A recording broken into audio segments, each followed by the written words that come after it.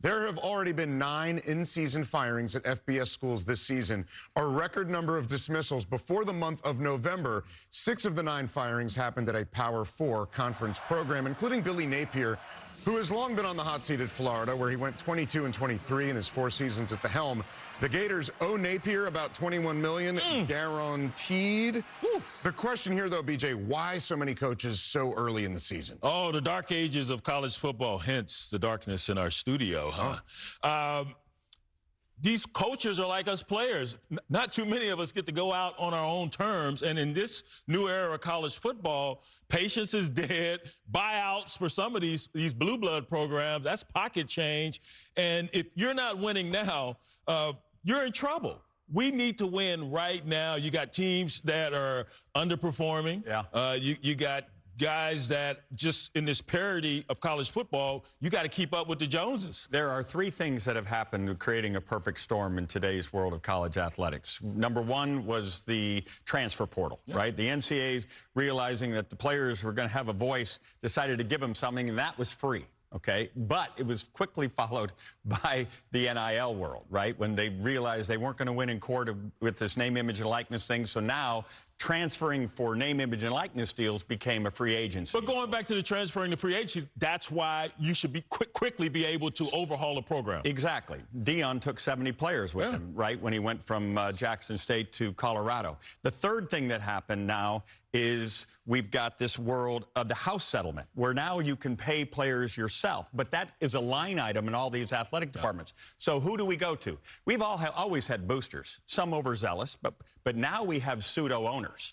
because you need somebody to pay for what you're doing in there, and you just added $20.5 million to your expense line, and you're sitting there, how do I get this done?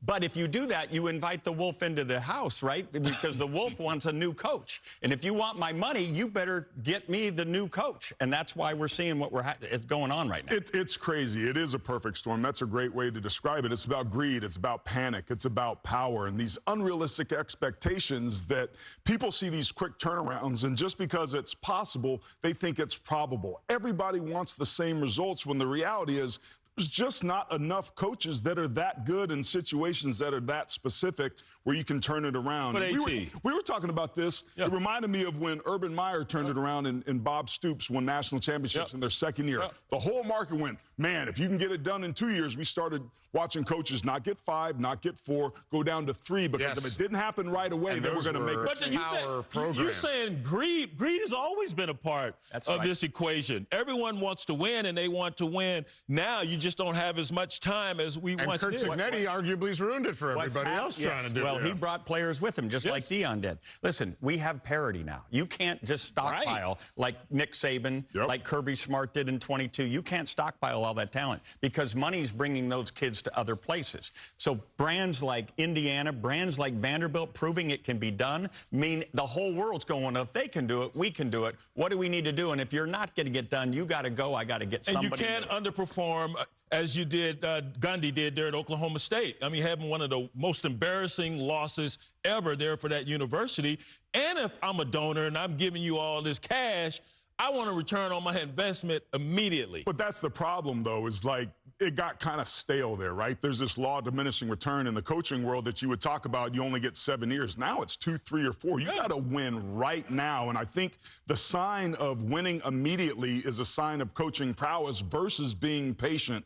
And what this is setting up is we're going to have unprecedented levels of good money chasing bad. There's going to be some malfeasance of money spent because the supply of good coaches in these situations simply doesn't meet anybody I'm available? What about the supply of good GMs? Good talent evaluators. That's going to be the next big boost in pay. Is going to the GMs and the people who can scout the best possible talent after you had 3,000 players transferred to FBS schools last